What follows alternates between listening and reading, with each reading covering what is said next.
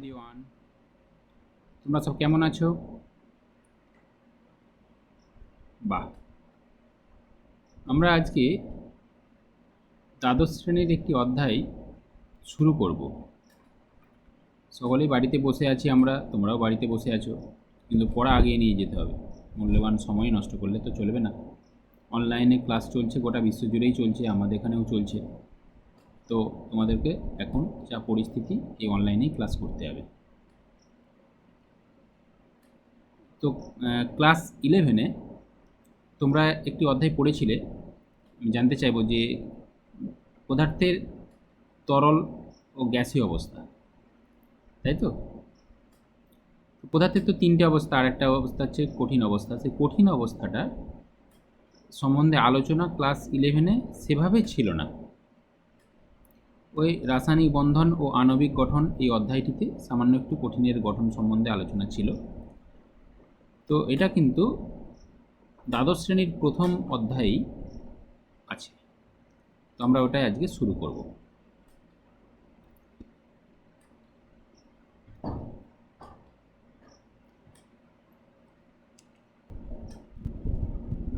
Let start the lesson. পদার্থের কঠিন অবস্থা, আমরা পদার্থের তিনটে অবস্থার কথা জানি: কঠিন, তরল, 3 নম্বর হচ্ছে গ্যাসীয়।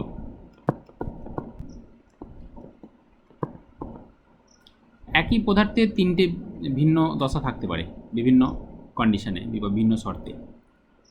এখন প্রশ্ন হলো, একই পদার্থ তিনটে ভিন্ন অবস্থায় থাকে কেন? না, তার উত্তর বলা হয় যে আন্তঃআণবিক আকর্ষণ বল। কঠিন পদার্থের মধ্যে উহার গঠনকারী যে কণাগুলি, তাদের মধ্যে আন্তঃআণবিক আকর্ষণ বল এতটাই বেশি যে তারা কিন্তু নিজেদের একটি নির্দিষ্ট আকার ধারণ করতে পারে, যেটা তরল বা গ্যাসের ক্ষেত্রে কিন্তু আকার ধরে রাখার ক্ষমতা তাদের নেই। আবার এই কঠিন পদার্থের, আমরা এক্ষুনি আলোচনা করব, কঠিন পদার্থের মধ্যে প্রধান একটি হলো কেলাসাকার কঠিন। কেলাসাকার কঠিন কখন তৈরি হয়? না, কঠিন পদার্থের গঠনকারী কণাগুলির সুষম বিন্যাসের ফলে যদি একটি নির্দিষ্ট জ্যামিতিক আকৃতি পেয়ে থাকে, তাহলে সেটাকে আমরা কেলাসাকার কঠিন বলে থাকি। নির্দিষ্ট জ্যামিতিক আকৃতি বলতে সেটা ঘনকাকার হতে পারে, বা হতে পারে তোমার সেটা মনোক্লিনিক, ট্রাইক্লিনিক, রম্বোহেড্রাল ইত্যাদি। এটা পরবর্তী অংশে আছে, আমরা আলোচনা করব। তো তাহলে আমরা একটু দেখে নিই যে কঠিনের তাহলে প্রধান দুটি ভাগ। একটা কঠিনকে আমরা কেলাসাকার কঠিন বলছি বা নিয়তাকার কঠিন, ইংলিশে বলা হয় ক্রিস্টালাইন সলিড। আরেকটা হতে পারে অনিয়তাকার কঠিন বা অকেলাসাকার কঠিন, যাদের নির্দিষ্ট কোনো জ্যামিতিক আকৃতি নেই। নির্দিষ্ট আকার আছে কিন্তু সুষম বিন্যস্ত না হওয়ার জন্য কণাগুলির, তাদের কিন্তু কোনো জ্যামিতিক আকৃতি থাকে না। এটাকে আমরা ইংলিশে বলে থাকি অ্যামরফাস সলিড। ওকে, তো আমাদের এই অধ্যায়তে তাহলে আমরা এখানে কেলাসাকার কঠিন পদার্থ নিয়ে আলোচনাটা করব, কারণ কেলাসাকার কঠিনের গঠনাকৃতি সংক্রান্ত বিষয়গুলি আমাদের এখানে আছে। তো কেলাসাকার কঠিন পদার্থের বিশেষ কি কি বৈশিষ্ট্য আছে, সেই বৈশিষ্ট্যগুলো একটু দেখে নেব। কয়েকটা বিশেষ বৈশিষ্ট্যের মধ্যে প্রথমেই আছে, দেখো, এই প্রকার কঠিনের নির্দিষ্ট জ্যামিতিক আকার থাকে। সেটা তো বললামই যে কেলাসাকার কঠিন পদার্থ মানেই কণাগুলির একটা সুষম বিন্যাস থাকে, আর এই সুষম বিন্যাসের ফলেই কী হয়, তাদের একটা নির্দিষ্ট জ্যামিতিক আকার আসে, ঘনকাকার বা তোমার রম্বোহেড্রাল বা মনোক্লিনিক ইত্যাদি হতে পারে। 2 নম্বর পয়েন্টটা দেখো, প্রতিটি কেলাসাকার কঠিনের গলনাঙ্ক নির্দিষ্ট হয়। যেমন ধরো NaCl।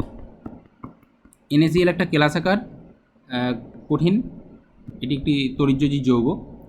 এটার গলনাঙ্ক কিন্তু 850-এর কাছাকাছি, 850 ডিগ্রি সি এর কাছাকাছি হয়। তাহলে এই নির্দিষ্ট উষ্ণতাতেই সে কিন্তু গলতে শুরু করবে, তার আগেও নয়, আগে বা এই উষ্ণতার কমে সে গলতে পারে না। কিন্তু অনিয়তাকার কঠিন বলতে যেমন কয়েকটা উদাহরণ বলি, যেমন কাঠ, রবার, হ্যাঁ, মোম। এই কঠিন পদার্থগুলির ক্ষেত্রে কী হয় না, এদের নির্দিষ্ট কোনো গলনাঙ্ক থাকে না, একটা উষ্ণতা পাল্লার মধ্যে, অর্থাৎ একটা রেঞ্জ আছে, উষ্ণতার রেঞ্জ, এই রেঞ্জের মধ্যে তারা গলতে শুরু করে, ফিক্সড কোনো টেম্পারেচার নেই। বোঝা গেল? নির্দিষ্ট গলনাঙ্ক বলতে এটাই বোঝায়।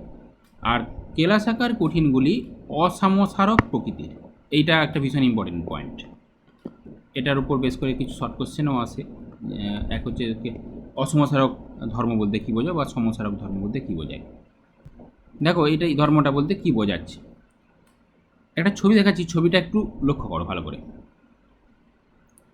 তো এখানে দেখো লাল আর সবুজ কোণা দিয়ে একটি বিন্যাস দেখানো হয়েছে এবং সুষমভাবে বিন্যস্ত হয়েছে। আমরা দেখে ছবিটা দেখে তাই বুঝতে পারছি যে সুষম বিন্যাস হয়েছে কেলাসাকার কঠিন পদার্থ। এখন এই বিন্যাসেতে দুটো লাইন টানা হয়েছে, একটা এবি আর সিডি। এবি সরলরেখা বরাবর দুপাশে যদি আমরা দেখব যে এবির ডান দিকে দেখো সব যে কোণাগুলো আছে সব লাল, আর বাম দিকে যে কোণাগুলো আছে দেখো সব সবুজ। তার মানে একদিকে সব লাল কোণাগুলি সজ্জিত হয়েছে আর একদিকে সবুজ কোণাগুলি সজ্জিত হয়েছে।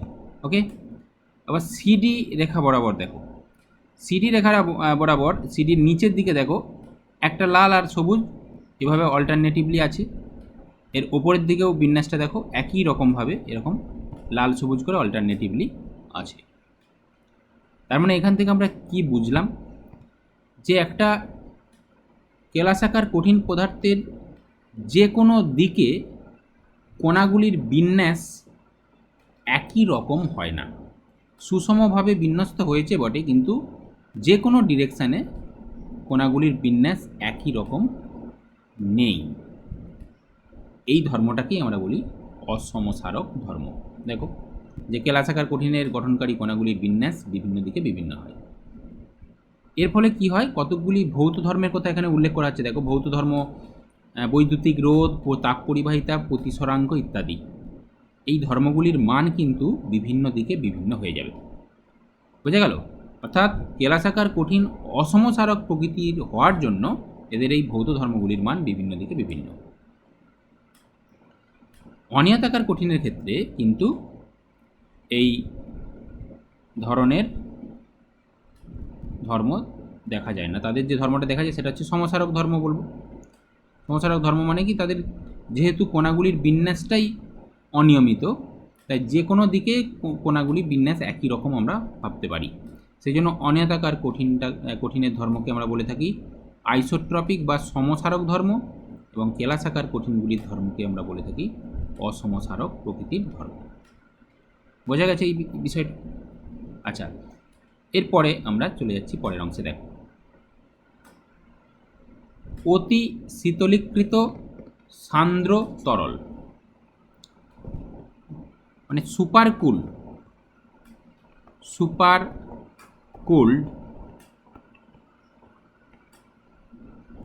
ভিসকাস লিকুইড ইংলিশে এটা বলে থাকি এরকম, অতি শীতলীকৃত সান্দ্র তরল। বিষয়টা কি, তরল পদার্থের একটি ধর্ম হচ্ছে তার কোণাগুলির একটা প্রবাহিত হওয়ার প্রবণতা আছে, ফ্লুইডিটি প্রপার্টি আমরা এটা বলে থাকি। কঠিন পদার্থগুলির কোণাগুলি যেহেতু খুব টাইটলি বাউন্ডেড থাকে বা একটা কোণা আরেকটা কোণাকে তীব্রভাবে আকর্ষণ করে থাকে, তাহলে কিন্তু এদের কোণাগুলির প্রবাহিত হওয়ার কোনো প্রবণতা থাকে না। কিন্তু কাঁচ এর কোণাগুলির ক্ষেত্রে দেখা গেছে তাদের কিন্তু প্রবাহিত হওয়ার একটা প্রবণতা আছে। তার মানে ব্যতিক্রমী ধর্ম, কঠিন হওয়া সত্ত্বেও তরলের কিছু ধর্ম তার মধ্যে থেকে গেছে। বোঝা গেল?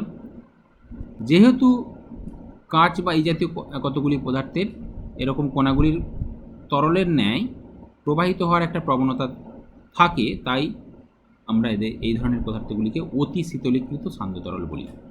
কারণ তরল পদার্থকে শীতল করলে সে কঠিনে পরিণত হয়, কঠিনে পরিণত হওয়ার পরেও তরলের কিছু ধর্ম তার মধ্যে থেকে গেছে, তাই এরকম বলা হয়ে থাকে। এর একটা ভালো উদাহরণ, এই সংজ্ঞাটা পড়তে পারে, সংজ্ঞাটা করবে, আর উদাহরণ একটা দেখে রাখতে হবে যে এই বোঝা গেল, এই সংজ্ঞাটা করে নেবে। উদাহরণ বলতে একটা ঘটনা বলি, সেই ঘটনাটা থেকে উদাহরণটা হবে। ধরো বহু পুরানো দিনের বাড়ি, তোমরা ধরো কোথাও ভ্রমণে গেছো, সেখানে বহু পুরানো একটা বাড়ি, সেখানে গেছো। তো বাড়ির জানালা বা দরজার দেখবে অনেক হয়তো কাঁচ লাগানো আছে, থাকে তো। সেই কাঁচগুলিকে যদি ভালো করে লক্ষ্য করো তাহলে দেখবে ওই কাঁচগুলি ওপরের দিকের অংশটা সরু, আর নিচের দিকের যে অংশটা সেটা কিন্তু একটু মোটা। যখন লাগানো হয়েছিল কাঁচগুলো নিশ্চয়ই এরকম ছিল না, সুষমভাবেই ছিল, কিন্তু দীর্ঘদিন ধরে যখন জানালা বা দরজাতে লাগিয়ে রাখা হয়, নিচের দিকটা মোটা হয়ে যায়, উপর দিকটা সরু হয়ে যায়। কেন এটা হয় না, তার কারণ হিসেবে বলা হয়, এইমাত্র বললাম যে কাঁচের কণাগুলি যেহেতু একটা কি প্রবাহিত হওয়ার প্রবণতা থাকে তরলের মতো, তাই মাধ্যাকর্ষণ বলের প্রভাবে ওপরের অংশ থেকে নিচের দিকে তারা প্রবাহিত হয়ে যায়, তাই এইরূপ ঘটনাটা ঘটে, সেটাই বলা হয়েছে। এটা একটু পড়ে দেখলেই বুঝতে পারবে। বোঝা গেছে? তাই আমরা কাঁচকে কি বলতে পারি তাহলে? অতি শীতলীকৃত একটি শান্ত তরল। এইবার আমরা নতুন অংশে একটা চলে যাব, কেলাস জালক। দেখো, কেলাস জালক আমরা কেলাসাকার কঠিন নিয়ে আলোচনা করব। তো কেলাসাকার কঠিনের গঠন আমাদের বুঝতে হলে এই কেলাসাকার কঠিন সংক্রান্ত কতগুলি টার্ম বা পদের সাথে আমাদেরকে পরিচিত হতে হবে। তার মধ্যে প্রথমেই যেটা আছে সেটা হচ্ছে কেলাস জালক। ঠিক আছে, আমি একটা ছোট্ট উদাহরণ দিই। ধরো বাড়ি তৈরি হচ্ছে, তো বাড়ি তৈরি করার সময় আমাদের প্রধান উপাদান যেটা সেটা হচ্ছে ইট, তাই তো নাকি? ইটগুলি বালি সিমেন্টের যে মশলা, সেই মশলা দিয়ে কিনতে কিনতে পুরো বিল্ডিংটা তৈরি হয়। তো যে বিল্ডিংটা তৈরি হচ্ছে সেটা হচ্ছে একটা কেলাস জালক। তো এরকম কেলাসাকার পদার্থের কী আছে না, গঠনকারী কণাগুলির সুষমভাবে বিন্যস্ত হওয়ার ফলে একটা গঠনাকৃতি আসে। অর্থাৎ গঠনকারী কণাগুলিকে আমরা যদি কাল্পনিক রেখা দিয়ে সংযুক্ত করি তাহলে একটা নির্দিষ্ট জ্যামিতিক আকার বিশিষ্ট গঠন চলে আসে। তো সেই গঠনাকৃতিটাকে আমরা এখানে বলে থাকি কেলাস জালক। ওকে, দেখো সেটাই বলা হয়েছে যে কেলাসের গঠনকারী এককগুলির অবস্থানকে বিন্দু দ্বারা সূচিত করলে বিন্দুগুলির যে সুষম ও পর্যায়ক্রমিক ত্রিমাত্রিক বিন্যাস পাওয়া যায় তাকে আমরা বলে থাকি জালক বা স্পেস ল্যাটিস, ইংলিশে বলা হয় স্পেস ল্যাটিস। ওকে, ছবিটা ভালো করে দেখো। তাহলে এখানে এই যে পয়েন্টগুলো চিহ্নিত করা হয়েছে, যাদেরকে কাল্পনিক কতগুলো রেখা দিয়ে কল্পনা করা হয়েছে, সংযুক্ত করা হয়েছে এই কণাগুলিকে, এইগুলো হচ্ছে কি ওই কঠিন পদার্থটার গঠনকারী কণা। সেটা অণু, পরমাণু বা আয়ন হতে পারে, পদার্থটা কোন প্রকৃতি তার উপর সেটা নির্ভর করছে। তাহলে এইগুলিকে যুক্ত করে যে গঠনটা এসেছে, এই গঠনটা একটা কেলাস জালক। বোঝা গেল? তাহলে এই যে বিন্দুগুলো, এই বিন্দুগুলোকে আমরা কি বলি দেখো, এটা কেলাস জালক বলছে ল্যাটিস বিন্দু। অর্থাৎ কেলাস জালক গঠনেতে যে কণাগুলি অংশগ্রহণ করছে, যাদেরকে আমরা বিন্দু হিসেবে চিহ্নিত করেছি, সেই বিন্দুগুলির নাম হচ্ছে ল্যাটিস বিন্দু। তাহলে সেই ল্যাটিস বিন্দুগুলি কে হতে পারে না, অণু, পরমাণু বা আয়ন। তাহলে ল্যাটিস বিন্দু সংজ্ঞা এটা হতে পারে। তার মানে এখানে আমরা এই যে চিহ্নিত করেছি এগুলো সবাই কি ল্যাটিস বিন্দু। একটাকে আমরা দেখিয়েছি, এটাকে আমরা ল্যাটিস বিন্দু বলছি, এটা হবে, এটাও হবে এখানে। তার মানে একটা কেলাস জালকের মধ্যে বা স্পেস ল্যাটিসের মধ্যে এরকম অসংখ্য ল্যাটিস বিন্দু থাকতে পারে। বোঝা গেছে? আচ্ছা, এর পরের অংশে দেখো, কঠিন পদার্থের শ্রেণীবিভাগ। আমরা প্রথমের দিকে দুটো শ্রেণীবিভাগ দেখালাম। তো এটা একটা ফ্লো চার্টের মাধ্যমে আমি যত রকমের কঠিন পদার্থ হতে পারে, বিশেষ করে কেলাসাকার কঠিনের ভাগগুলো আমি দেখিয়েছি এটা একটু ভালো করে দেখে রাখো। এখান থেকে শর্ট কোশ্চেন কিছু আসে, উদাহরণ দিতে বলে, আমি বলছি কী ধরনের কোশ্চেন আসতে পারে। তো চারটা একটু দেখো, ফ্লো চার্ট। ফার্স্ট আমরা দুটো ভাগ আগেই দেখেছি, কেলাসাকার কঠিন বা ক্রিস্টালাইন সলিডস, আর একটাকে বলা হয় অনিয়তাকার বা অকেলাসাকার কঠিন বা অ্যামরফাস সলিড। এর কিছু উদাহরণ আছে। উদাহরণ আমরা দেখছিলাম কাঁচ, রাবার, মোম ইত্যাদি, এগুলো অনিয়তাকার কঠিনের মধ্যে আসতে পারে। এরকম অনেক পদার্থই আছে যাদের কোনো নির্দিষ্ট জ্যামিতিক আকৃতি থাকে না। কেলাসাকার কঠিনের আবার কী কী ভাগ হতে পারে দেখো, মূলত চারটে ভাগ কেলাসাকার কঠিনের। ফার্স্ট যেটা ভাগটা সেটার নাম হচ্ছে আয়নীয় কঠিন। আয়নীয় কঠিন মানে আয়নীয় যৌগ, ঠিক আছে। আয়ন দ্বারা গঠিত যৌগ, তড়িৎযোজী বন্ধন আছে আমরা জানি। তো সমস্ত আয়নীয় যৌগেরই কিন্তু একটা নির্দিষ্ট জ্যামিতিক আকৃতি থাকে, অর্থাৎ সমস্ত আয়নীয় যৌগই কেলাসাকার কঠিন। এর উদাহরণ হিসাবে আমরা NaCl, KCl, MgO, CO ইত্যাদি অনেক আয়নীয় যৌগই আমরা জানি, সেগুলো সব হতে পারে উদাহরণের মধ্যে। এরপর আছে সমযোজী বা জালকাকার কঠিন। আমরা সমযোজী যৌগ জানি, এই জায়গাটা অনেক ছাত্রই একটু ভুল করে ফেলে যে সমযোজী যৌগগুলি ভাবে যে সমযোজী কেলাসাকার কঠিন বা সমযোজী জালকাকার কঠিন, তা কিন্তু নয়। অসংখ্য সমযোজী বন্ধন দ্বারা যখন কোনো মৌলের পরমাণু সংযুক্ত হয়ে একটা বৃহদাকার অণু গঠন করবে, যার জন্য জালকাকার কথাটা বলা হচ্ছে, তখন তাকে আমরা এই সমযোজী বা জালকাকার কঠিন বলতে পারি। উদাহরণটা দেখো, উদাহরণটা দেখলে বুঝতে পারবে। হীরক গ্রাফাইট, নিশ্চয়ই যেন কার্বনের দুটি রূপভেদ। এখানে কার্বনের পরমাণুগুলি সমযোজী বন্ধন দ্বারা সংযুক্ত হয়ে অসংখ্য সংখ্যক কার্বন পরমাণু যুক্ত হয়ে এই হীরক বা গ্রাফাইটটা গঠন করে, ঠিক আছে। তাহলে এদেরকে আমরা সমযোজী বা জালকাকার কঠিনের মধ্যে ভাবতে পারি। আরেকটা দেখো আণবিক কঠিন। আণবিক কঠিন তার মানে আণবিক কঠিন, এখানে ল্যাটিস বিন্দু যেগুলো সেগুলো কিন্তু এখানে সব অণু হবে। এই ভাগটার মধ্যে কিন্তু আমরা ওই সমযোজী যৌগগুলোর কথা ভাবতে পারি, ঠিক আছে। আমরা আসি, এর আরও ভাগ আছে, আলোচনা করবো একটা করে। তার আগে আমি এটা বলি তাহলে ধাতব কঠিন, আর একটা এই চারটির মধ্যে আর একটা ভাগ হচ্ছে ধাতব কঠিন। নিশ্চয়ই তোমরা জানো যে ধাতুগুলি সবসময় একটা নির্দিষ্ট জ্যামিতিক আকৃতি বিশিষ্ট হয়ে থাকে এবং তাদের গঠনগুলো সব কেলাসাকার গঠন। সেই জন্য সমস্ত ধাতুগুলিকেই আমরা ধাতব এই কেলাসাকার কঠিনের মধ্যে ভাবতে পারি। এখানে ল্যাটিস বিন্দু কি বলতে পারবে? পরমাণু।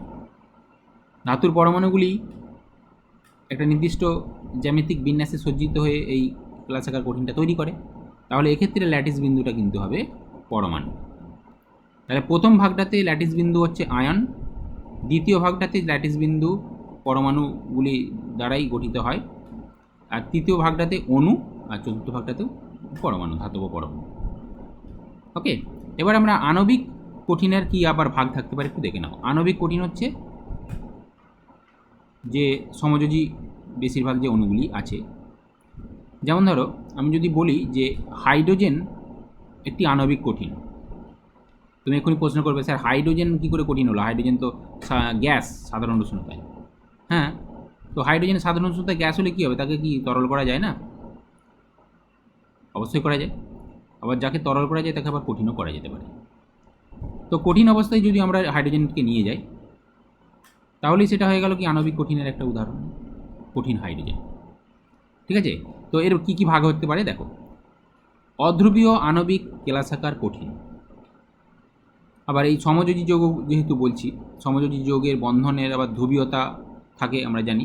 ভিন্ন পরমাণুর মধ্যে বন্ধন হলে ধ্রুবীয় হয়, একই ধরনের পরমাণুর মধ্যে যদি সমযোজী বন্ধন হয় তাহলে সেটা অধ্রুবীয় হয়। তাহলে অধ্রুবীয় অণুগুলি যদি এই ধরনের আণবিক কেলাসাকার পদার্থ গঠন করে তাহলে সেটাই হবে অধ্রুবীয় আণবিক কেলাসাকার কঠিন। কঠিন হাইড্রোজেন, কঠিন নাইট্রোজেন এর উদাহরণ হতে পারে। আরেকটা কী ভাগ হতে পারে না, স্বাভাবিকভাবে ধ্রুবীয় হতে পারে। যদি ভিন্ন ধরনের পরমাণুর মধ্যে বন্ধন হয় এবং তাদের জ্যামিতিক আকৃতি যদি এমন হয় যে রেজাল্টেন্ট ডাইপোল মুভমেন্ট বা দ্বিমেরু ভ্রামক থাকে, তাহলে সেগুলো ধ্রুবীয় অণু। তাহলে সেই ধ্রুবীয় অণুগুলি যখন কঠিন অবস্থায় আসবে সেটা হবে ধ্রুবীয় আণবিক কেলাসাকার কঠিন। এরকম এক্সাম্পল আমরা HCl, NH3, SO2 ইত্যাদি ভাবতে পারি, এরা সব ধ্রুবীয় অণু। ওকে, তাহলে আর একটা টাইপ কী হবে না, হাইড্রোজেন বন্ধন দ্বারাও, দেখো হাইড্রোজেন বন্ধন দ্বারাও কিন্তু কোনো কেলাসাকার কঠিন তৈরি হতে পারে। যেমন একটা তার প্রধান উদাহরণ হচ্ছে বরফ। জলের অণুগুলি হাইড্রোজেন বন্ধন দিয়ে সংযুক্ত হয়ে গিয়ে বরফ গঠিত হয়, যার একটা নির্দিষ্ট জ্যামিতিক আকৃতি থাকে।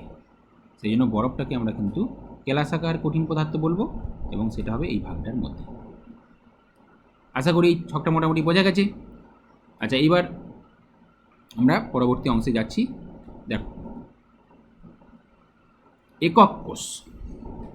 একক কোষ আমরা একটু আগে একটা এক্সাম্পল দিচ্ছিলাম যে বাড়ি তৈরির ক্ষেত্রে আমরা ইট ব্যবহার করি, তাই না? তাহলে একটা পুরো বিল্ডিং তৈরি করতে অসংখ্য ইট লাগে। তো আমরা একটা কেলাস জালক তৈরি হচ্ছে সেখানে। তো সেই কেলাস জালক তৈরি হওয়ার সময় একটা এমন ক্ষুদ্রতম অংশ পাওয়া যায় যেটার পুনরাবৃত্তির ফলে বিভিন্ন দিকে সেই ক্ষুদ্রতম এককটা পুনরাবৃত্তি করলে পুরো কেলাস জালকটা গঠিত হয়ে যাবে। ঠিক আছে? যেমন একটা বিল্ডিং তৈরির ক্ষেত্রে ইটগুলির পুনরাবৃত্তির ফলে পুরো বিল্ডিংটা দাঁড়িয়ে যায়, তাহলে সেরকম কেলাস জালকের মধ্যেও এরকম একটা ক্ষুদ্রতম প্যাটার্ন আছে যেটার পুনরাবৃত্তির ফলে পুরো কেলাস জালকটা বা পুরো সলিডটা তৈরি হয়। তাহলে একক কোষের ধারণাটা ওখান থেকে এসেছে। একক কোষ তাহলে কাকে বলবো না? একক কোষ হলো কোনো কেলাসাকার পদার্থের সেই ক্ষুদ্রতম অংশ যার যে কোনো দিকে পুনরাবৃত্তির ফলে কেলাসটি গঠিত হয়ে যাবে। বোঝা গেল? এবার আমাকে কেলাস সংক্রান্ত কতগুলি বিষয় একটু জেনে রাখতে হবে। তাহলে এই যে গঠনগুলো, এগুলো সব ত্রিমাত্রিক গঠন। আমরা ত্রিমাত্রিক গঠনে একটা ঘনকাকার গঠনাকৃতিটা ভাবতে পারি। আমরা ঘনক নিয়ে এখানে দেখাবো। তো দেখো কি কি বিষয় আমার এখানে জানার দরকার আছে। প্রথম হচ্ছে একক কোষের ধার বা কিনারা। আমরা ঘনক আঁকতে জানি, কীভাবে ঘনকটা আঁকতে, একটা ঘনককে আমি দেখাচ্ছি। ধার বা কিনারা বলতে অ্যাকচুয়ালি তাহলে কী বোঝাচ্ছে?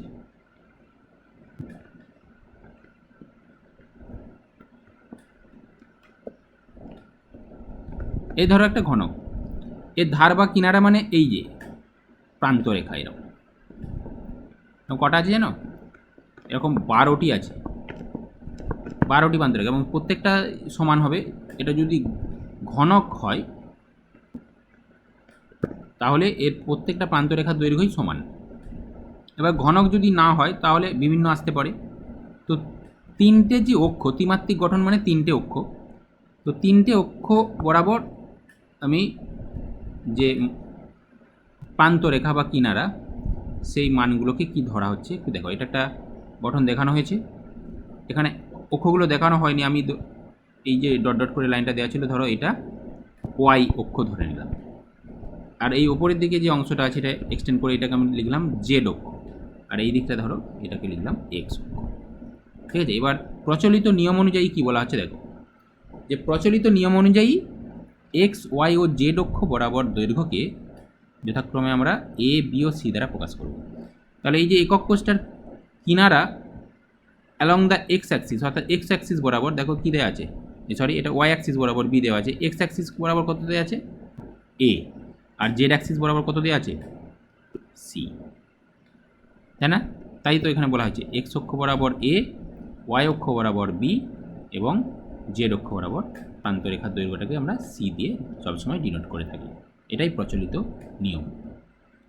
আরেকটা কী বিষয় জানতে হবে দেখো, দুটি ধার বা কিনারার মধ্যবর্তী কোণ, এটাকে আমরা আন্তঃপৃষ্ঠীয় কোণও বলে থাকি, পৃষ্ঠতলগুলির মধ্যবর্তী কোণ। তো দুটি কিনারার পরিপ্রেক্ষিতে একটু মনে রাখবো, বা এই অক্ষ ধরেও মনে রাখতে পারো। ঠিক আছে? দেখো কি বলা হয়েছে, প্রচলিত নিয়ম অনুযায়ী বি ও সি এর মধ্যবর্তী কোণকে, বি ও সি মানে এই যে অক্ষ হিসাবে সেটা কি এ ওয়াই জেড, ওয়াই জেডের মধ্যবর্তী কোণটা কী লেখা হয়েছে আলফা। তাহলে ওয়াই জেড বা বি ও সি এর মধ্যবর্তী কোণটাকে আমরা কি আলফা দিয়ে প্রকাশ করি সবসময়। আর কি না এ ও সি, এ ও সি মানে কি বলছে দেখো, এ আর সি অক্ষ হিসাবে মনে রাখতে চাইলে এক্স ও জেড, এক্স ও জেড বা এ ও সি এর মধ্যবর্তী কোণকে আমরা কি বলবো বিটা, এবং এ আর বি মানে এক্স ওয়াই এর মধ্যবর্তী কোণটাকে এখানে ধরা হয়। ঠিক আছে? তাহলে এই প্রচলিত নিয়ম অনুযায়ী কোণগুলির নাম আর প্রান্তরেখার কোণগুলিকে এ বি সি দিয়ে চিহ্নিত করা হয়, সেটা একটু মনে রাখতে হবে, কারণ ক্লাস সিস্টেম যখন আমরা পড়ব এইগুলো কাজে লাগবে।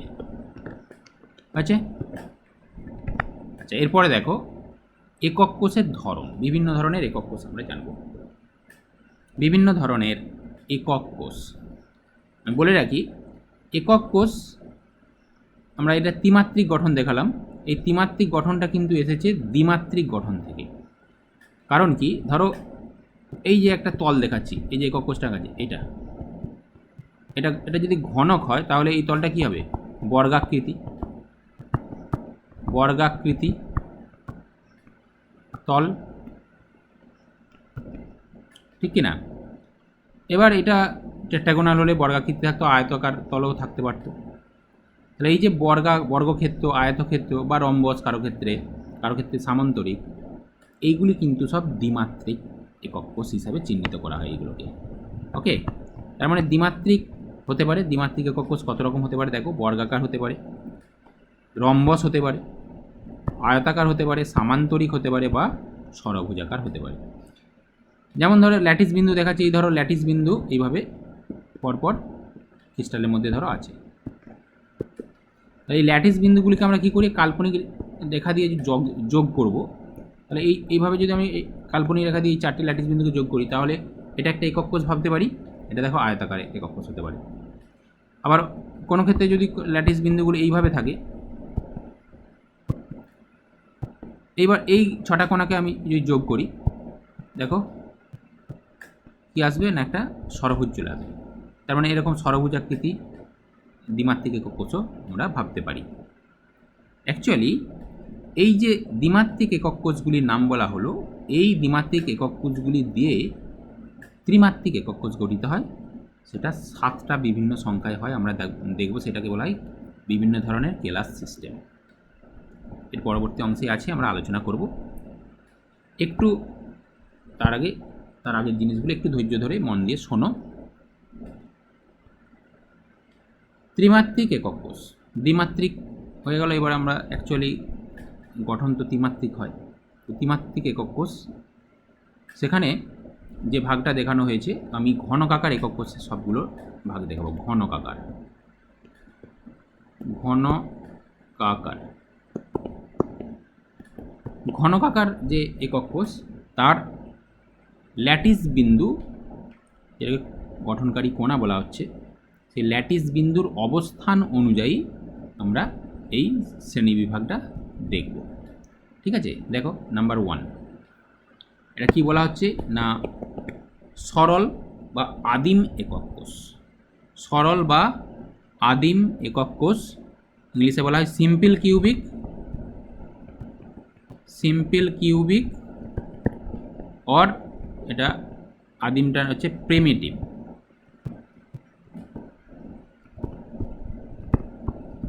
Primitive cubic unit cell, unit cell. Okay, তো কাকে বলে, কি বলেছে দেখো, যে একক কোষের কৌণিক বিন্দুগুলিতে কেবলমাত্র গঠনকারী কণা থাকবে। গঠনকারী কণা সেটা অনুপরমাণু বা আয়ন হতে পারে, বলছি শুধুমাত্র কৌণিক বিন্দুগুলিতে থাকবে, আর কোথাও কোনো কণা থাকবে না, তখনই সেটাকে আমরা সরল বা আদিম প্রকারের একক কোষ বলবো। তো আমরা জানি একটা ঘনক যদি ভাবি, তাহলে ঘনকের কটা কৌণিক বিন্দু আছে? 8খানা কৌণিক বিন্দু আছে আমরা জানি। তাহলে কোণাগুলি কেবলমাত্র ওই 8টি কৌণিক বিন্দুতেই থাকবে, আর কোথাও থাকবে না। তাহলেই সেটাকে আমরা বলবো সরল বা আদিম প্রকারের একক কোষ। ঠিক আছে, দেখো আমি এটা দেখাচ্ছি ছবি। এই ধরো একটা ঘনক, তাহলে এই ঘনকের শীর্ষবিন্দু, এই যে কৌণিক বিন্দু বা শীর্ষবিন্দু বলতে এই যে 8টা, শুধুমাত্র এইগুলিতেই থাকবে। এটা ছাড়াও এর আরও অনেক অংশ ছিল, যেমন তল ছিল 6টা, মানে ঘনকের 6টা তল থাকে আমরা জানি। আবার প্রান্তরেখা বললাম, প্রান্তরেখা 12টা থাকে, তাদের মধ্যবিন্দু ছিল, তলের মধ্যবিন্দু, প্রান্তরেখার মধ্যবিন্দু। বা একটা ঘনকের দেহকেন্দ্র থাকে, মিডিল পোর্শনটা যেটা দেহকেন্দ্র, এটা এই জায়গাটা, এইসব কোথাও থাকবে না, শুধুমাত্র এই 8টা কৌণিক বিন্দুতে থাকবে। তাহলেই সেটাকে আমরা বলবো সরল প্রকৃতির ইউনিট সেল। দেখো এইভাবে 8টা কৌণিক বিন্দুতে 8টা কেবলমাত্র থাকবে। ঠিক আছে, আর এটা নাম দেওয়া হচ্ছে তাহলে কি, সরল বা আদিম একক কোষ। এবার একটা প্রশ্ন করি, এখানে এই যে 8টি কৌণিক বিন্দুতে 8টা কোণা আছে, এই 8টা কোণা সবটাই কি এই ইউনিট সেলেরই, নাকি না পাশে কোনো ইউনিট সেল এতে ভাগ বসাবে? কারণ এই ইউনিট সেল একটা ক্ষুদ্রতম অংশ, এর চারিদিকে আরও অনেক ইউনিট সেল বা একক কোষ আছে। তো এই কৌণিক বিন্দুটা কতগুলি একক কোষ শেয়ার করে সেটা আমাকে ফার্স্ট জানতে হবে, তবে আমি এর একক কোষ প্রতি কোণা সংখ্যা কটা সেটা আমরা বের করতে পারব। এই গণনাটা করা আমাদের খুব জরুরি, ঠিক আছে? তার জন্য আমি একটা ভিডিও দেখাচ্ছি, ভালো করে দেখো। তো সেই ভিডিওতে প্রথমে আমি দেখাবো যে কৌণিক বিন্দুতে, পৃষ্ঠতলের মধ্যবিন্দুতে, দেহকেন্দ্রে এবং প্রান্তরেখার মধ্যবিন্দুতে যদি কোনো কোণা থাকে, ভালো করে শোনো, তাহলে কত এক একটা কোণার কত অংশ করে পার ইউনিট সেল ভাগে পায়, কত অংশ করে ভাগে পায় সেটা আগে দেখানো হবে। তারপর সরল একক কোষে পার ইউনিট সেল কত আসছে কোণা সংখ্যা সেটা দেখব। ভালো করে ভিডিওটা মনোযোগ সহকারে দেখো। এটা হচ্ছে একটা কেলাস জালক, ঠিক আছে? বিল্ডিং, যে বাড়ি তৈরি হয়েছে ধরো, পুরো বিল্ডিং। এই কেলাস জালক থেকে কটা ইউনিট সেল এখানে কাটা হয়েছে দেখো, কটা ইউনিট সেল? 8খানা ইউনিট সেল আছে, ভালো করে লক্ষ্য করো। উপরের লেয়ারে এই একটা, দুটো, তিনটে আর একটা, চারটে। নিচের লেয়ারেও দেখা যাচ্ছে যে দেখো, এই একটা, দুটো, তিনটে আর এই চারটে, মোট 8খানা ইউনিট সেল বা একক কোষ এখানে কিন্তু ঘনকাকার একক কোষ দেখানো হয়েছে। ওকে, আর এই 8টা ঘনকাকার একক কোষের ভেতরেতে একটা কোণাকে দেখানো হয়েছে। এই কোণাটা কিন্তু এই 8টা ইউনিট সেলের মধ্যেই একটু একটু করে থাকবে, এবং সেটা আমরা দেখব যে ইকুয়ালি থাকছে। এবং ওইটা একটা ইউনিট সেলের শীর্ষবিন্দু নিশ্চয়ই, ঠিক আছে? তাহলে শীর্ষবিন্দুতে যে কোণাটা থাকে সেটা 8টা ঘনকাকার একক কোষ ইকুয়ালি শেয়ার করে, ঠিক আছে? পরবর্তী ভিডিওর অংশটা দেখো ভিডিওটির, তাহলে পরিষ্কার হয়ে যাবে আরও ব্যাপারটা যে 8টা কীভাবে হচ্ছে। এটাকে 8টা টুকরো আমরা করে নিয়ে আসতে পারি। দেখো এই যে সেপারেট স্লাইস করে নিচে 8টা আলাদা আলাদা ইউনিট সেলে। হ্যাঁ, তাহলে এই যে 8টা ইউনিট সেলে ডিভাইড হয়ে গেল, দেখো এই যে অংশটা, একটা পুরো কোণার কত অংশ ছিল? 1 অংশ, 8 জন ইকুয়ালি ডিভাইড করে নিয়েছে, তাহলে 1/8। তাহলে কৌণিক বিন্দুর কোণা, কৌণিক বিন্দুর কোণা 1/8 অংশ, 1/8 অংশ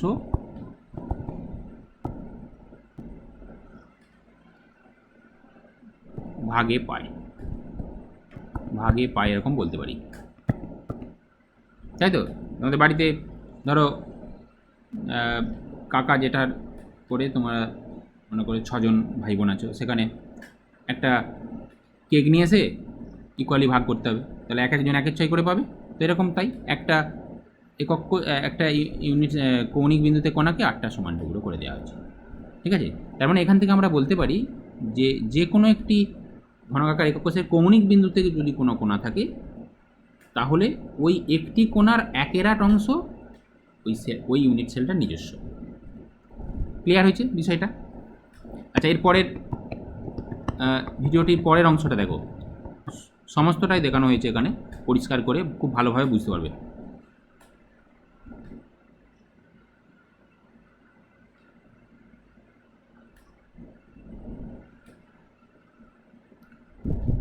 এটা কি দেখানো হয়েছে দেখো, একটা ফেসের মিডিলে একটা কোণা আছে, এই কোণাটা ফেসের মিডিলে আছে। কটা ইউনিট সেল দেখানো হয়েছে? 2টো। কারণ ফেসের মিডিলে যদি কোনো কোণা থাকে তাহলে সেই কোণাটা 2টো ইউনিট সেল শেয়ার করতে পারে, তাই তো? তোমাদের বাড়ি আছে পাশাপাশি 2টো রুম, তো সেই রুমের একটা যে কোনো দেওয়ালের মাঝখানে যদি কোনো বল রাখা হয়, তাহলে এই বাড়ি থেকে যতটা দেখতে পাওয়া যাবে ওই বাড়ি থেকেও ঠিক ততটাই দেখতে পাওয়া যাবে। তার মানে একটা দেওয়ালে থাকা কোণা 2টো ঘর ইকুয়ালি শেয়ার করে। তার মানে এই যে কোণাটা, এই কোণাটা হাফ করে পাবে এক একটা ইউনিট সেল।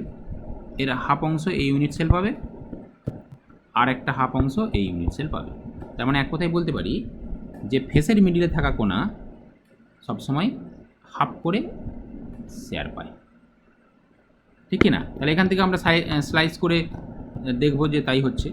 দেখো এই দুটো ইকুয়াল হাফ হয়ে গেল, দুটো ইউনিট সেলে হাফ হাফ করে পেয়ে গেল।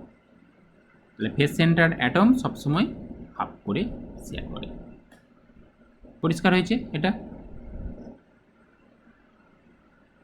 আচ্ছা, এটা কি দেখাচ্ছে দেখো, একটা ইউনিট সেল, একটা ইউনিট সেলে দেখানো হয়েছে। এই কোণাটা কোথায় আছে জানো? এই যে কোণাটা দেখানো হয়েছে, এই কোণাটি আছে ওই একক কোষটার দেহ কেন্দ্রে, মানে ঠিক মিডল পোর্শনে, ঠিক আছে? তাহলে দেহ কেন্দ্রে থাকা মানে সেটা ওই ইউনিট সেলটার ভেতরেই তো আছে। তাহলে ভেতরে থাকা কোনো কণা এর পাশে যে ইউনিট সেলগুলো তারা কি কেউ ওই কোণার ভাগ পাবে? পাবে না। তার মানে দেহ কেন্দ্রে যদি কোনো কোণা থাকে সেটা সবটাই ওর নিজস্ব, তাতে কোনো কারোরই কোনো কন্ট্রিবিউশন নেই। বোঝা গেল?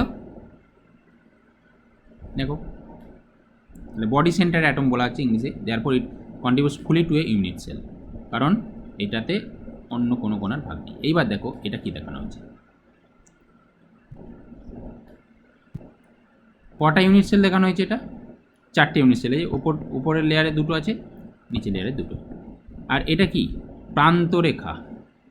এটা হচ্ছে একটা প্রান্তরেখা যার মধ্যবিন্দুতে একটা কোণাকে রাখা হয়েছে, ঠিক? তার মানে প্রান্তরেখার মধ্যবিন্দুতে কোনো কণা থাকলে সেই কণাটার ওপর কটা ইউনিট সেলের অধিকার থাকে সেটা দেখো, কারণ এই ইউনিট সেলগুলো কেটে বার করে আনলেই বোঝা যাবে। এই যে বের করে আছে, দুটো হয়ে গেল, নিচের স্তরের উপরের স্তরের দুটো। তার মানে একটা কোণার 4টে সমান টুকরো হয়ে গেছে। তাহলে একটা ইউনিট সেল কত করে পাবে? 1/4, 1/4, 1/4, 1/4। তার মানে প্রত্যেকটা ইউনিট সেলই 1/4 করে কি পাবে। তার মানে এখান থেকে আমরা বলতে পারি যে প্রান্তরেখার মধ্যবিন্দুতে যদি কোনো কণা থাকে সেই কণার 1/4 অংশ একটা ইউনিট সেল পায়। বোঝা গেল? তাহলে সামারিটা আমি আরেকবার বলে দিচ্ছি। কৌণিক বিন্দুতে থাকলে সেটা পাবে কত? 1/8 অংশ কৌণিক বিন্দুর জন্য। এই কৌণিক বিন্দু ধরো এখানে যদি কোণা থাকে তাহলে 1/8 অংশ পাবে। আর ফেসের মিডিলে, ধরো এই ফেসের মিডিলে যদি থাকে কোনো কোণা, সেটা কত পাবে বললাম? হাফ করে শেয়ার করে একটা ইউনিট সেলে। প্রান্তরেখার মধ্যবিন্দুতে যে কোণাটা ছিল সেটা তাহলে একমাত্র দেখলাম, সেটা কত পাবে? 1/4। আর দেহ কেন্দ্রে, এরকম দেহ কেন্দ্রে যদি কোণা থাকে সেটা সবটাই হবে ওই ইউনিট সেলটার নিজস্ব 1। এইটা খুব কাজের জিনিস, এই কনসেপ্টটা আমাদের সবসময় লাগবে। এক্ষুনি আমরা দেখব কিছু প্রবলেম, সেখানে যোগের গঠন যোগের সংকেত নির্ণয় করার ক্ষেত্রে এই কনসেপ্ট কাজে লাগবে কীভাবে। আশা করি এই জিনিসটা বোঝা গেছে। এইবার আমরা যেটা জন্য শিখলাম যে সরল ঘনকাকার একক কোষের ক্ষেত্রে তাহলে কী হচ্ছে দেখো। সরল ঘনকাকার একক কোষে পার ইউনিট সেলে কটা কোণা দাঁড়াবে? প্রিমিটিভ কিউবিক ইউনিট সেল বা সিম্পল কিউবিক ইউনিট সেল।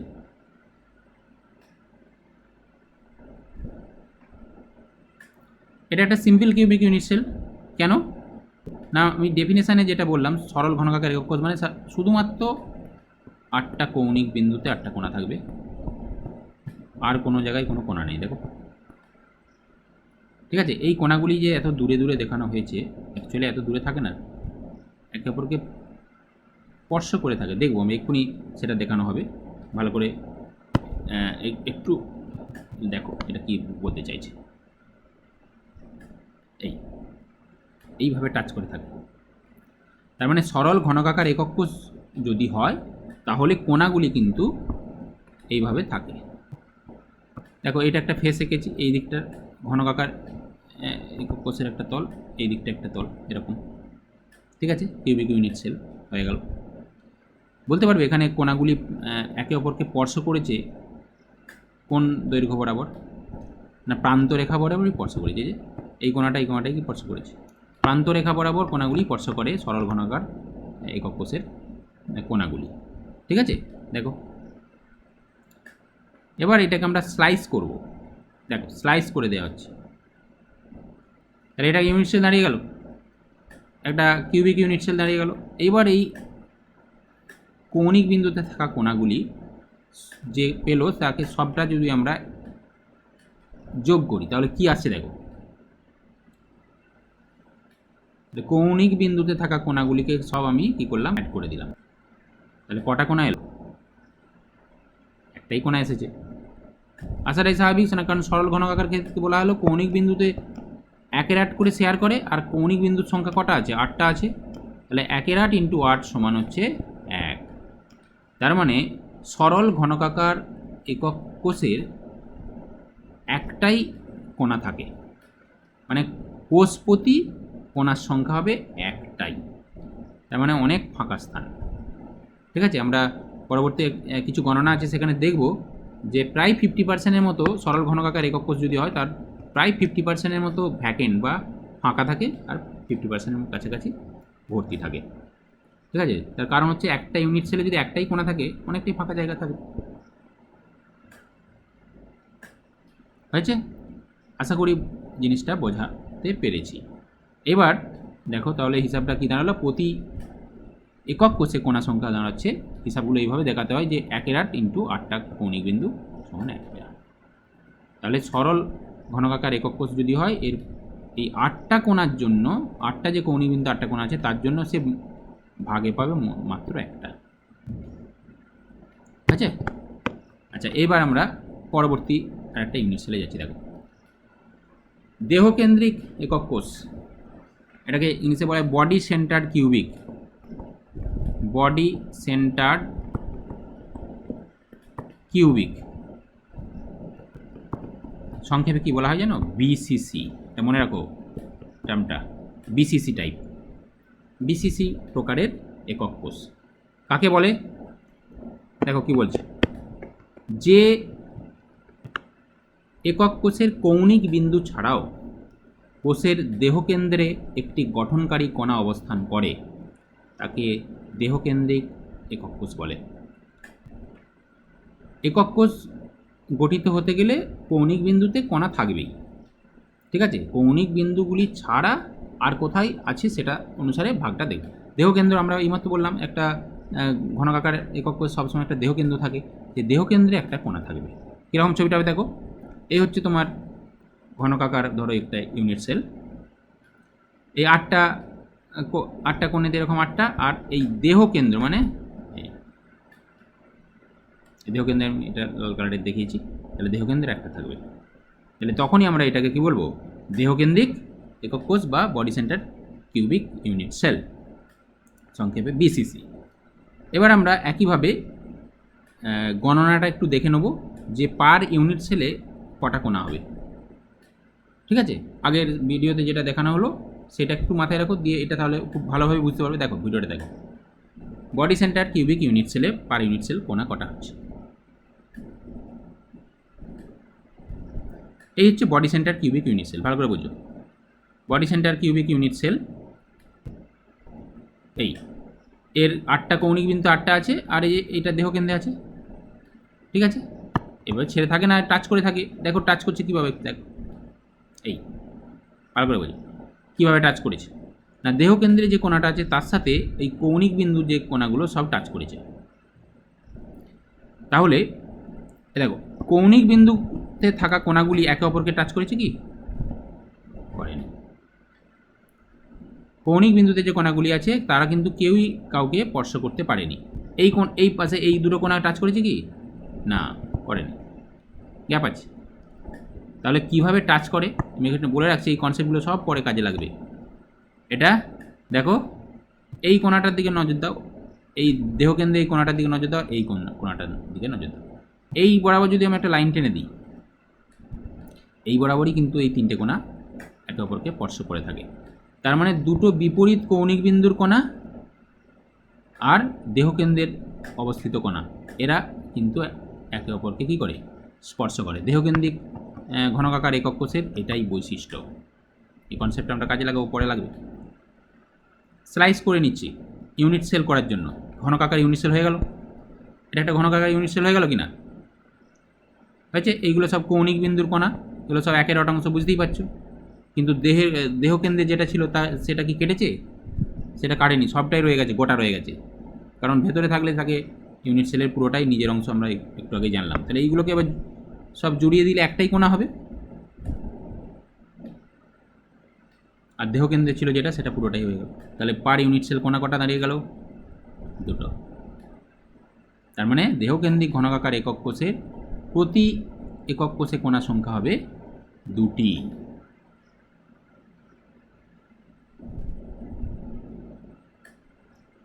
ঠিক আছে, 1 + 1 = 2, এটাই হবে বিশিষ্ট। আশা করি দেহকেন্দ্রিক একক কোষ এই বিষয়টা বোঝানো গেছে, বোঝাতে পেরেছি।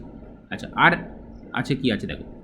তাহলে এইভাবে হিসাবটা আমরা দেখাতে পারি এর ক্ষেত্রে, যে প্রতি একক কোষের কোণা সংখ্যা 1/8 × 8 + 1, এটা দেহকেন্দ্রে আছে বলে পুরো দিয়ে টোটাল হবে 2।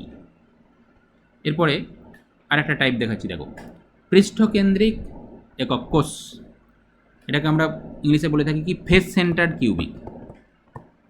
ফেস সেন্টার্ড কিউবিক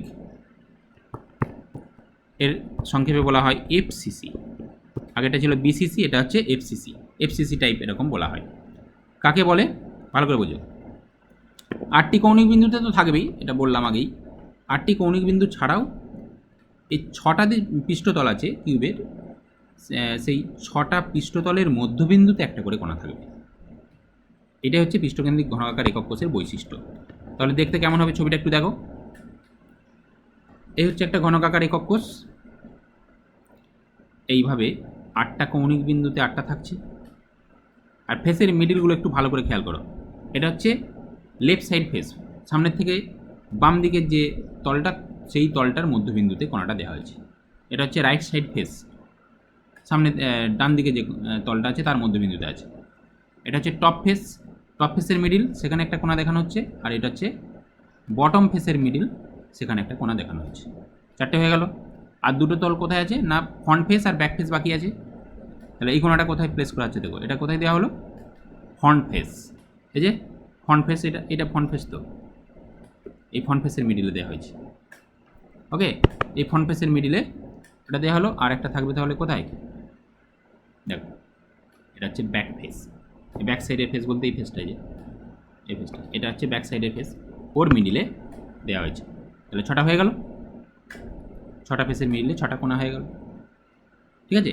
তো ল্যাটিস, এখানে একটা যদি প্রশ্ন করি যে ল্যাটিস বিন্দু কটা হবে ইউনিট সেলে, তাহলে কত হবে না, 8 + 6 সমান হচ্ছে 14।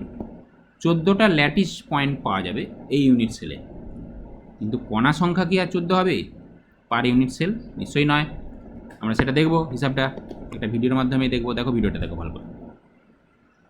In face centered cubic cell, এটা হচ্ছে face center cubic unit cell. এটা হচ্ছে 3D পিকচার। 8টা কৌণিক বিন্দুতে 8টা আছে, আর 6টা ফেসের মিডিলে 6টা আছে। ঠিক আছে। এবার কীভাবে টাচ করছে দেখো, ভীষণ ইম্পর্টেন্ট জায়গা এটা। টাচিং পজিশনগুলো ভালো করে বুঝে নেওয়ার দরকার আছে। এখানে দেখো, এখানে কৌণিক বিন্দুর কণাগুলো কি স্পর্শ করেছে একে অপরকে? উপরের লেয়ারের এটা দেখো গ্যাপ আছে, যে স্পর্শ করেনি। আবার এইখানে উপরের লেয়ার আর নিচের লেয়ারের যে কৌণিক বিন্দুর কণাগুলোর মধ্যে টাচ করেছে কি? করেনি, অনেকটা গ্যাপ। বোঝা গেল? তাহলে এখানে কিন্তু কৌণিক বিন্দুর কণাগুলি একে অপরকে স্পর্শ করে না। আবার ফেসের মিডিলে যে কোণাগুলো ছিল, এই দেখো এইটা হচ্ছে একটা ফেসের মিডিলের কোণা, এইটা একটা ফেসের মিডিলের কোণা, তারা কি একে অপরকে স্পর্শ করেছে? না, এই যে গ্যাপ আছে, ভালো করে দেখো গ্যাপ আছে। তাহলে ফেসের মিডিলের কোণাগুলিও কিন্তু একে অপরকে স্পর্শ করে না বা টাচ করে না। তাহলে কিভাবে টাচ করে দেখো, আমি একটা লাইন টানছি, এই যে লাইনটা দেখো, এই বরাবর স্পর্শ করেছে কি না? এটা অ্যাকচুয়ালি কি দেখো, এই হচ্ছে আমি একটা ফেস ইউনিট সেটার ফেস একটা ড্র করলাম। তাহলে এই ফেসটার এই লাইনটাকে আমরা কি বলবো? ডায়াগোনাল বা কর্ণ। এটা একটা যদি কিউবিক ইউনিট সেল হয় তাহলে এই ফেসটা অবশ্যই বর্গাকৃতি হবে, সেই বর্গক্ষেত্রের কর্ণ। এটাকে আমরা বলে থাকি ফেস ডায়াগোনাল, ইংলিশে বলা হয় ফেস ডায়াগোনাল। ফেস ডায়াগোনাল বা পৃষ্ঠকর্ণ। পৃষ্ঠকর্ণ, এই পৃষ্ঠকর্ণ বরাবর কিন্তু কোণাগুলি একে অপরকে স্পর্শ করে। আগেরটা যে স্পর্শকটা দেখানো হয়েছিল, যে টাচিং পজিশনে যে লাইনটা দেখানো হয়েছে, সেটাকে বলা হয়েছে বডি ডায়াগোনাল, অর্থাৎ ওই কিউবিক ইউনিট সেলটার দেহকর্ণ। তাহলে দেহকর্ণ বরাবর টাচ করে হচ্ছে বিসিসি টাইপ ইউনিট সেলে, আর এফসিসি টাইপের ইউনিট সেলে কোণাগুলি টাচ করে কি না ফেস ডায়াগোনাল বা পৃষ্ঠকর্ণ বরাবর। বোঝা গেছে? এবার আমি এটাকে স্লাইস করে দেবো। স্লাইস করার পর দেখব যে পার ইউনিট সেলে কটা কোণা আসে। ভালো করে বুঝো, পার ইউনিট সেলে কটা কোণা আছে দেখে নাও। স্লাইস করছি। হ্যাঁ, এই কৌণিক বিন্দুগুলি কিন্তু আগেও দেখলাম যে কৌণিক বিন্দুতে যে কোণাগুলো থাকে তাদের সব টুকরোগুলোকে যদি আমি জোড়ো করি, সব একটাই কোণা আসবে। এটা বেরিয়ে গেল। এইবার দেখো ফেসের মিডিলে যে কটা কোণা আছে, 6টা। ফেসের মিডিলে তাহলে হাফ করে পায়, তাহলে স্বাভাবিকভাবে হিসাব খুব সহজেই আসবে। যোগ করে দাও, ওই 6টাকে হাফগুলোকে যোগ করলে তো 3টেই আসবে। তো এইভাবে থাকে ফেসের মিডিলের কোণাগুলো, সব হাফ হাফ হয়ে গেছে। জুড়ে দাও, 3 হয়ে গেল। তাহলে কৌণিক বিন্দুতে থাকার জন্য 1, এটা কিসের জন্য এসেছে? কৌণিক বিন্দুতে থাকার জন্য, কৌণিক বিন্দুর জন্য। আর এই 3টে এসেছে কি জন্য? পৃষ্ঠতলের মধ্যবিন্দুতে থাকার জন্য। পৃষ্ঠতলের মধ্যবিন্দুতে থাকার জন্য,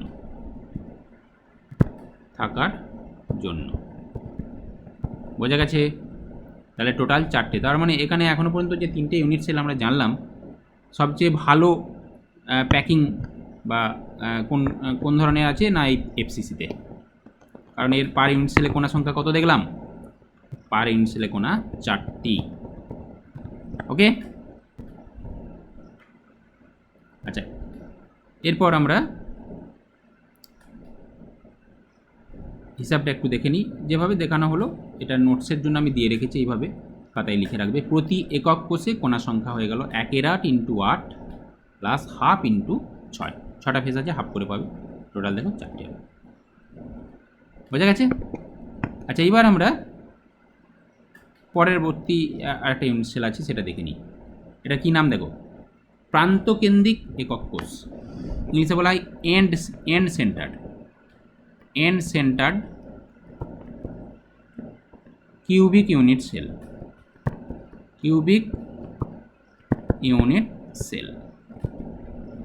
এই ধরনের ইউনিট সেল খুব রেয়ার, বাট আছে, তাও জানতে হবে।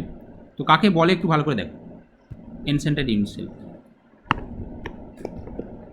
না, যে একক কোষের কৌণিক বিন্দু ছাড়াও যে কোনো দুটি বিপরীত পৃষ্ঠতলের মধ্যবিন্দুতে দুটি কণা উপস্থিত থাকে, তাকে প্রান্তকেন্দ্রিক একক কোষ বলে। আমি বারবার বলছি, কৌণিক বিন্দুতে তো 8টা থাকবেই, ওটা বাদ দিয়ে আর কি আছে না 6টা যে পৃষ্ঠতল আছে, 6টা পৃষ্ঠতলের মধ্যে যে কোনো দুটি বিপরীত পৃষ্ঠতলের মধ্যবিন্দুতে দুটো কোণা থাকবে। ছবিটা দেখো, বলে বুঝতে পারবে ভালো করে। এটা হচ্ছে ঘনকাকার ইউনিট সেল। এইভাবে ধরো 8টা কৌণিক বিন্দুতে 8টা কোণা আছে।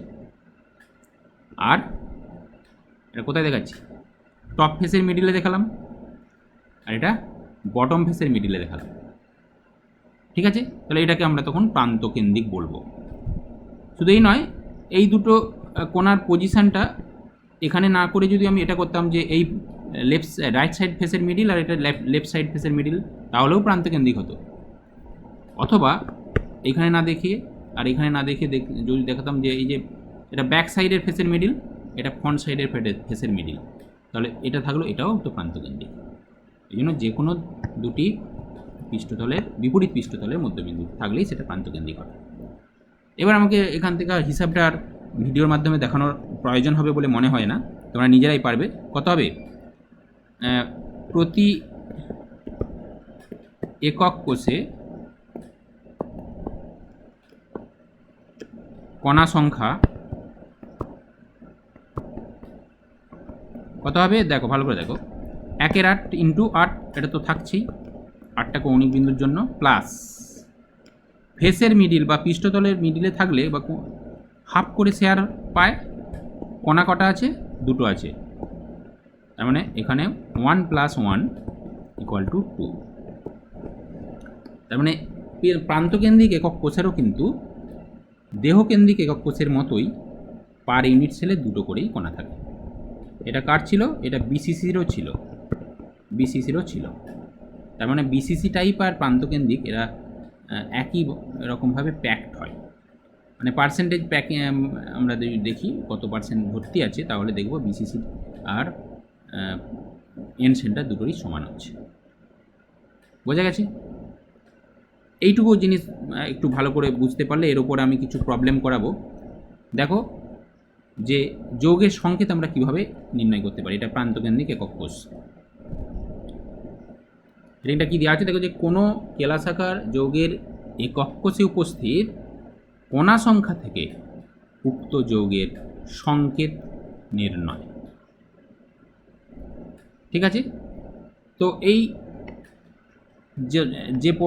যেটা পড়ানো হলো ধরো এখনো পর্যন্ত, যেটা বুঝেছো তোমরা, সেই কনসেপ্টটাকে আমরা একটু কাজে লাগিয়ে যৌগের সংকেত কীভাবে নির্ণয় করা যায় একটু দেখব।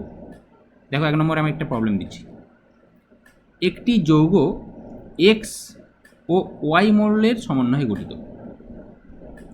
এক্স মৌলটি ঘনকাকার একক কোষের কৌণিক বিন্দুগুলিতে এবং ওয়াই মৌলটি একক কোষটির দেহকেন্দ্রে অবস্থিত। যৌগটির সংকেত কী হবে? প্রসেসটা যদি না জানা থাকে, আকাশ কুসুম ভাববে যে কী করে হবে রে বাবা, শুধু পজিশনগুলো বলে দিচ্ছে কোনার। তো কীভাবে করতে হয় আমি একটা করে দেখে দিচ্ছি। দেখো ভালো করে মনোযোগ দিয়ে একটু দেখো। অ্যান্সার কী হবে না, প্রথমে আমি দেখব যে কে কোথায় আছে, সেই মতো তাদের কোণার সংখ্যা বের করব। বলেছে এক্স মৌলটি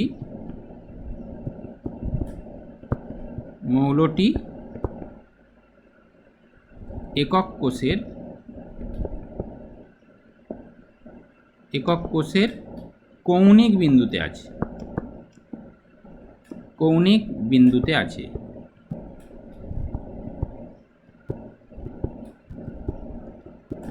ঠিক আছে? তাহলে একক কোষে এক্স কণার সংখ্যা কত হবে? এইমাত্র আমরা একটা হিসাব দেখাচ্ছিলাম, 1/8 ইন্টু কৌণিক বিন্দু তো 8টাই আছে ঘনকাকার একক কোষে 8, কারণ কৌণিক বিন্দুতে যে কোণা থাকে তার 1/8 অংশ পায়, আর মোট কৌণিক বিন্দুর সংখ্যা 8 আছে, তাহলে এটা একই হবে। একইভাবে দেখো ওয়াই মৌলটি একক কোষটির দেহকেন্দ্রে অবস্থিত। তাহলে ওয়াই মৌলটি, আর এটা আমি লিখছি না, মৌলটির একবারে সংখ্যা বের করে দিই। মৌলটির কণা সংখ্যা কত হবে? একই হবে, তাই না? কারণ দেহকেন্দ্রে যে কণা থাকে সেটা সবটাই ওই ইউনিট সেলেরই। বোঝা গেল? এবার আমরা ওই একক কোষে এক্স আর ওয়াইয়ের কণা সংখ্যার অনুপাত বের করব। ঠিক আছে? অতএব এক্স ও ওয়াইয়ের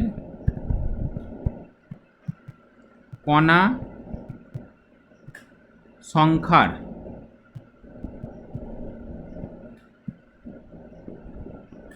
অনুপাত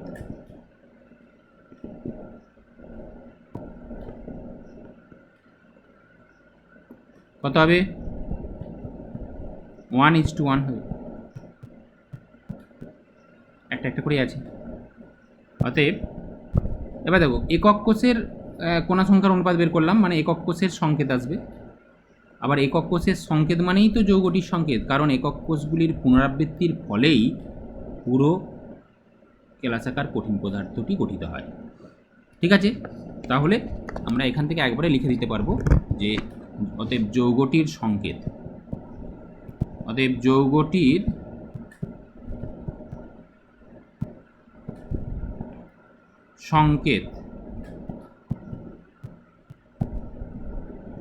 হবে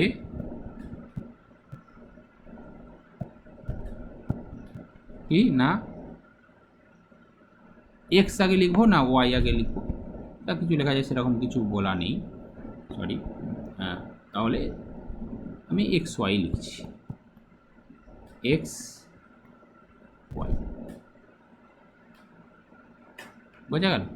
এটাই উত্তর হয়ে গেল ফার্স্ট প্রবলেমটার অ্যান্সার। আশা করি বুঝতে পেরেছো। ওকে, আচ্ছা এরপর আমরা আরও প্রবলেম আছে, সরি কয়েকটা দেখাচ্ছি।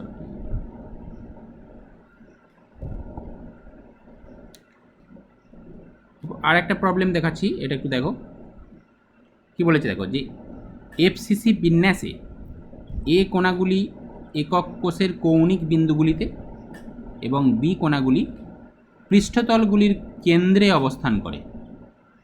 ঠিক আছে, এফসিসি বিন্যাসে এ কোণাগুলি একক কোষের কৌণিক বিন্দুগুলিতে এবং বি কোণাগুলি পৃষ্ঠতলগুলির কেন্দ্রে অবস্থান করে। একটি এ কোণা যে কোনো একটি কৌণিক বিন্দু থেকে অপসারিত হলে উৎপন্ন যৌগটির সংকেত কী হবে? তাহলে এখানে একটু একটা শর্ত অ্যাপ্লাই করে দিয়েছি যে একটা কৌণিক বিন্দু বরাবর একটা কোণাকে এ কোণাকে অপসারিত করে দেওয়া হচ্ছে। ঠিক আছে, দেখো কিভাবে এটা করতে হয়, এটা করে দিচ্ছি।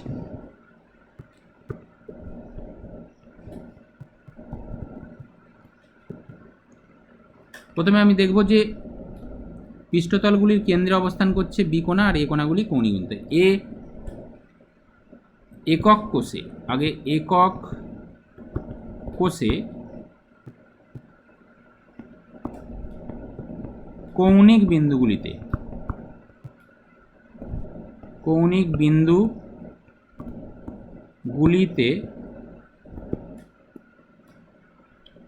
এ কোণার সংখ্যা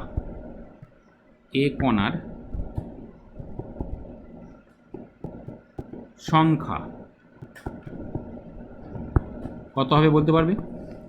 এমনিতে এতে আটটা থাকে আমরা জানি, কিন্তু এই যে লাস্ট যে লাইনটাতে বলেছে যে একটি কৌণিক বিন্দুর কোণা অপসারিত করা হলো, তাহলে ছিল 8টা কিন্তু একটাকে অপসারিত করে যাচ্ছে, সেটা প্রত্যেকটা ইউনিট সেল থেকেই হবে। তাহলে একটা ইউনিট সেল থেকে, তাহলে কৌণিক বিন্দুতে কিন্তু তখন 7টা কোণা থাকবে। তাহলে একক কোষে এখন লিখব যে একক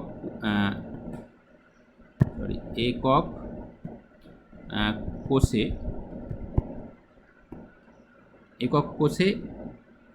এ কোণার সংখ্যা হবে,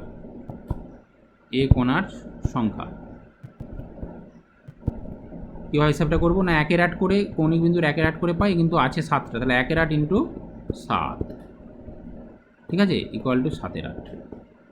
এটা এইভাবে থাক। এবার আমরা বি কোণাগুলি পৃষ্ঠতলগুলির কেন্দ্রে অবস্থান করে, পৃষ্ঠতলগুলির কেন্দ্রে বি কোণা আছে, তাহলে বি কোণার একক কোষে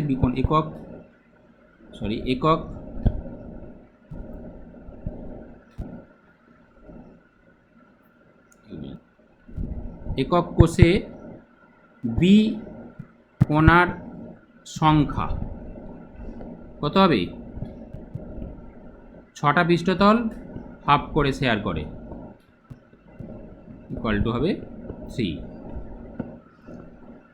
তাহলে এ ও বি কোণার সংখ্যার অনুপাত, একক কোষে এ ও বি এর কোণা সংখ্যার অনুপাত।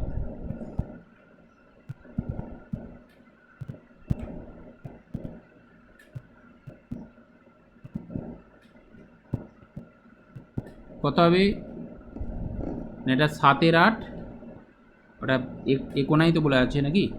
হ্যাঁ, 7/8, আর এটা বেরিয়েছে তোমার 3, তাহলে 7/8 = 3। এটার সমানই আমরা লিখে দিতে পারবো পূর্ণ সংখ্যার অনুপাতে করলে 7:24। অতএব যৌগের সংকেত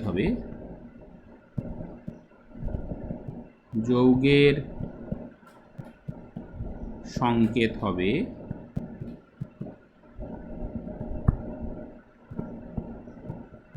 সংকেত কি দাঁড়াচ্ছে না, এ আছে তোমার 7টা, A7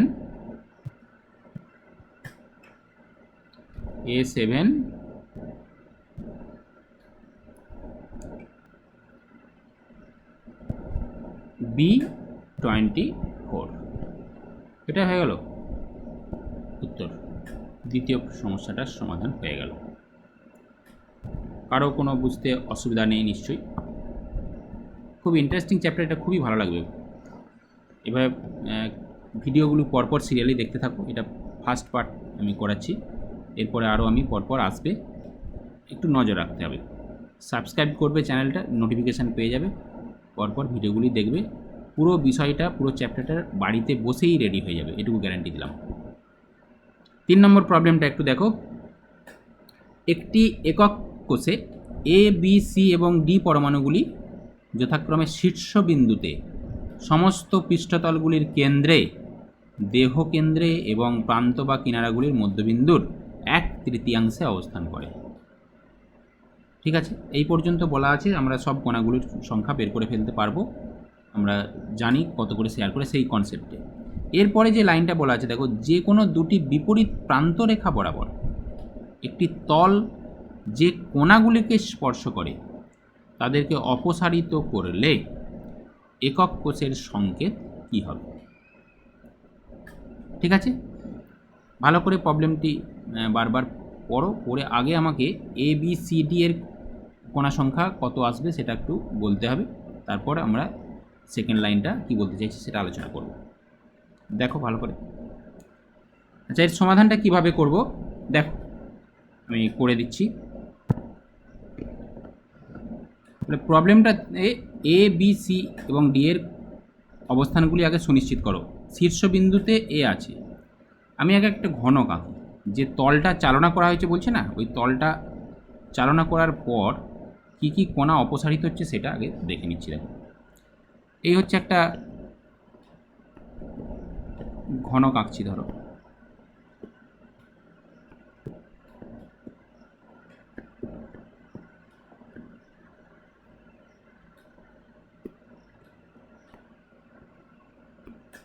ঠিক আছে, যে কোনো দুটি বিপরীত প্রান্তরেখা বরাবর একটা তল।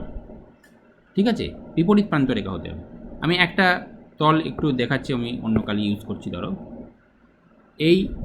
এটা ভালো করে লক্ষ্য করো, এই একটা প্রান্তরেখা আর এই প্রান্তরেখা, দুটো বিপরীত প্রান্তরেখা হলো তো। এই বরাবর যে তলটাকে আমি হাইলাইট করছি, এই তল বরাবর অ্যাকচুয়ালি বলেছে। এই তল বরাবর কোন কোন কোণা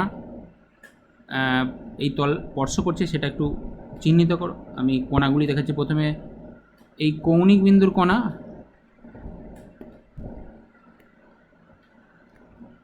ঠিক আছে, এই 4টে কৌণিক বিন্দুর কোণা, এই 4টেকে কিন্তু স্পর্শ করবে এই তলটা।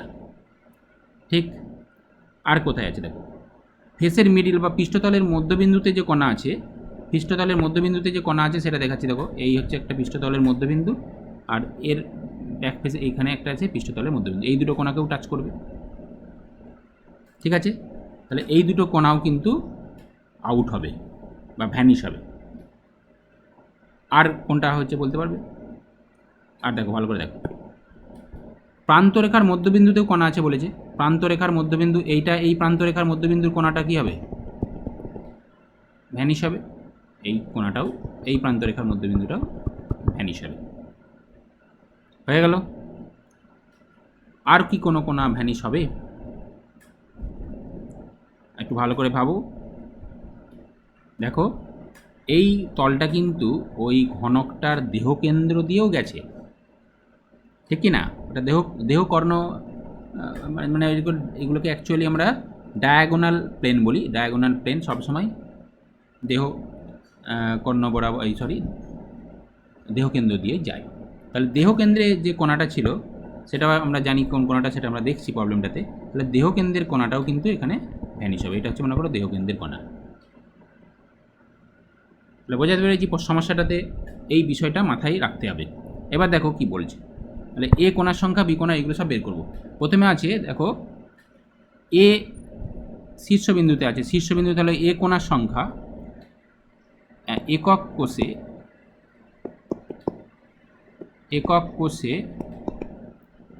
এ কোণার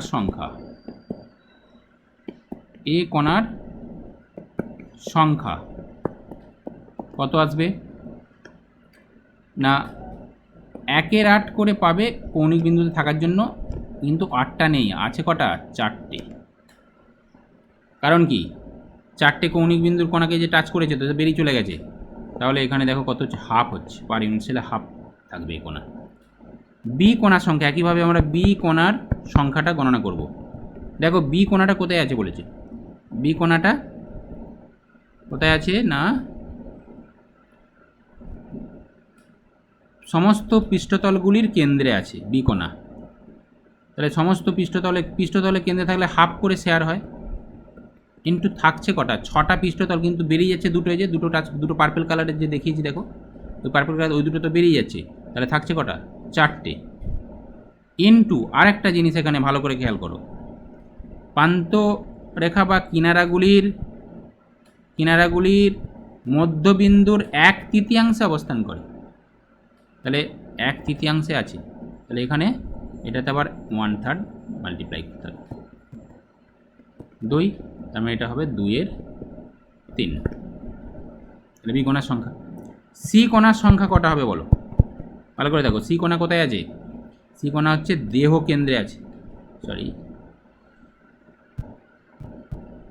দেহ কেন্দ্রে আছে। তাহলে দেহ কেন্দ্রের কোণাটাকে টাচ করে গেছে তো, লাল কালারে যে দেখানো হয়েছে। তাহলে সি কোণার সংখ্যা কত হবে? 0। একটাই ছিল, যেহেতু ওই তলটা তাকে স্পর্শ করেছে, ওই কর্নারটা ভ্যানিশ হয়ে গেছে, অতএব সি থাকছেই না। এবার ডি কোণার সংখ্যা কত দেখো, ডি কোণার সংখ্যা কত হবে? ডি কোথায় আছে? ডি কোণা কোথায় আছে বলো? ডি এবং প্রান্ত বা কিনারা মধ্যবিন্দু রাখতে হবে। আচ্ছা, এটা একটু হয়েছে এই জায়গাটায়, বিটা হবে না, আমি তো পৃষ্ঠতলের মধ্যবিন্দুর 1/3 ভেবেছি, এটা হবে না। এটা তাহলে কত হচ্ছে? এটা তোমার 2 হবে, ঠিক আছে? এটা ইকুয়াল টু 2 হবে। এই জায়গাটাতে ডি কোণাটার প্রান্তরেখা, তাহলে 1/4 করে শেয়ার করে আমরা জানি প্রান্তরেখার মধ্যবিন্দু থাকলে, ইন্টু 12টা প্রান্তরেখা আছে, ইন্টু তার 1/3 1/3, তার মানে একই হচ্ছে। পার ইউনিট সেল একটা করেই কী হবে? ডি কোণা থাকবে। ব্যাস, সমস্ত কোণাগুলির সংখ্যা আমি পেয়ে গেলাম। এবার কোণা সংখ্যা রেশিওটা বের করে ফেলবো। কোণা সংখ্যা রেশিও বের করে ফেললেই সংকেত হয়ে যাবে। তাহলে বলো কোণা সংখ্যা রেশিও কী হবে? তাহলে এ বি ও ডি এর, সি আর লিখবো না, সি তো থাকছেই না, এ বি ও ডি এর কোণা সংখ্যার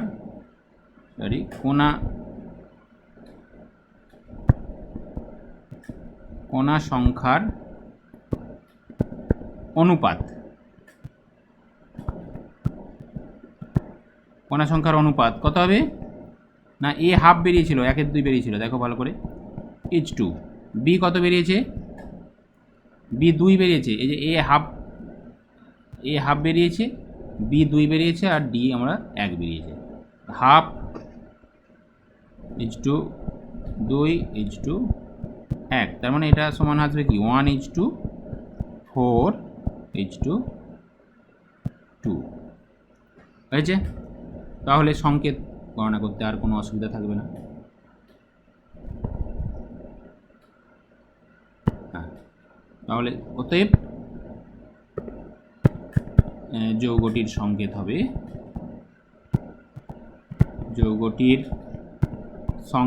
হবে,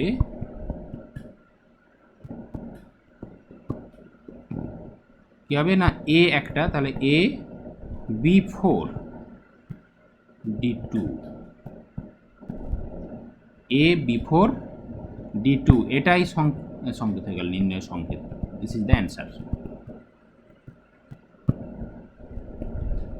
বোঝা গেছে? জুম আউট করে দেখিয়ে দিচ্ছি, দেখো একটা পেজের মধ্যে কী করলাম বিষয়টা। এই ওকে,